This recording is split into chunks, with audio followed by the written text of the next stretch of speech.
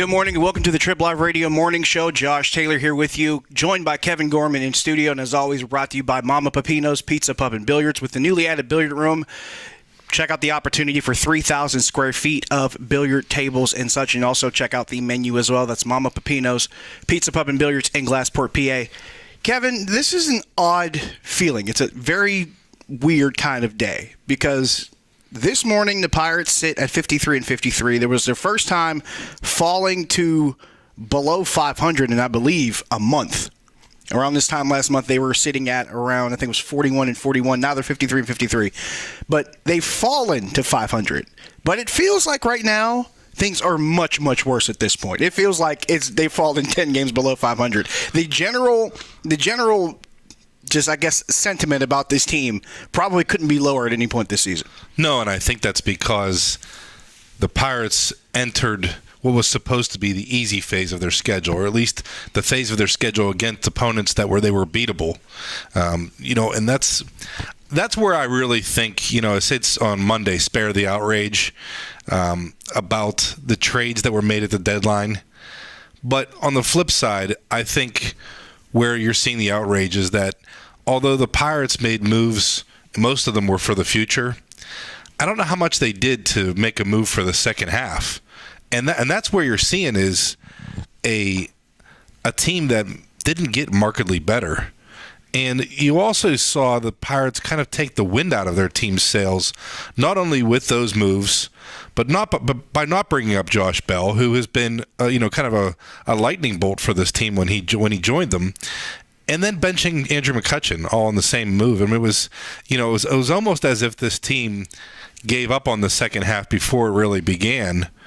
Yet I'd make the argument that the Pirates never really gave their team a chance this season at all.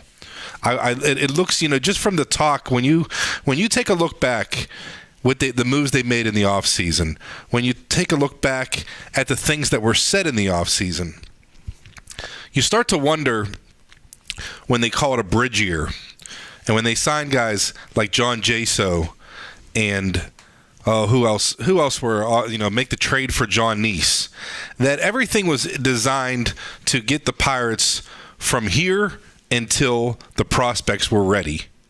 And they thought it could take at least half the season, if not longer. Also the talk of Andrew McCutchen being a Pirate for life and then making no progress toward trying to give him an extension. I think that the Pirates set a very bad tone even entering this season. And now I think it's really caught up to them and I'm curious what it's going to be like over at PNC Park tonight. I think it's caught up to them where people have all but given up on this season, even though the Pirates were still in contention for, at the very least, a wild card berth. Now, some people would argue with you that you look at the lack of extension for McCutchen, but at the same time, you saw an extension for Polanco. You saw an extension for Francisco Cervelli. So some would tell you, well, maybe you can put that McCutchen extension on the back burner and still extend these two guys, knowing that you'll have them around him for when that time comes. Some could make that argument if you wanted to be the devil's advocate to that point. Now, here's another thing I wanted to get to, because this is probably the more important thing. We saw a game last night where Ryan Vogelsong, who was one of those offseason moves, by the way, was signed in free agency, and you can make the case that he never really got off the ground because he was hit in the face with a pitch in May and missed 2 months of the season, but makes his first really started the season in the bullpen. Started in the bullpen to boot because they went with Juan Nicasio instead of Vogelsong, which now looks like a mistake in and of itself. But Vogelsong makes his return to the mound, pitches 6 innings, gives up 3 hits, 1 run, with 1 walk, 6 strikeouts, pitches a game that not only is good for any Major League pitcher, but for a Major League pitcher that's nearly 40 years old, has been out for 2 months, and returns to the mound after several fractures in his face, an injury that might end most pitchers' careers. This guy battles his way back, has a bunch of rehab assignments, stays with the team while he's rehabbing on the road here in Pittsburgh, doing everything necessary to come back, and then comes back and pitches a game like this. Now, here's what I'll say. I'll say Ryan Vogelsong made one mistake last night. The one mistake Ryan Vogelsong made, he was the one guy out there last night with something to play for.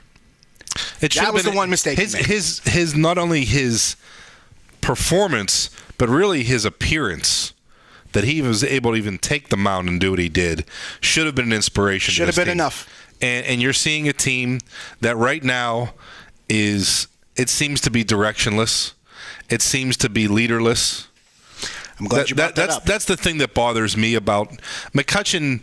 Deserved to be benched, or at least made an example of at some point where the Pirates said, hey, this isn't good enough, but it should have happened a long time ago. I'll make the case that there were quite a few things. I think this season has become a snowball of decisions that were made too late.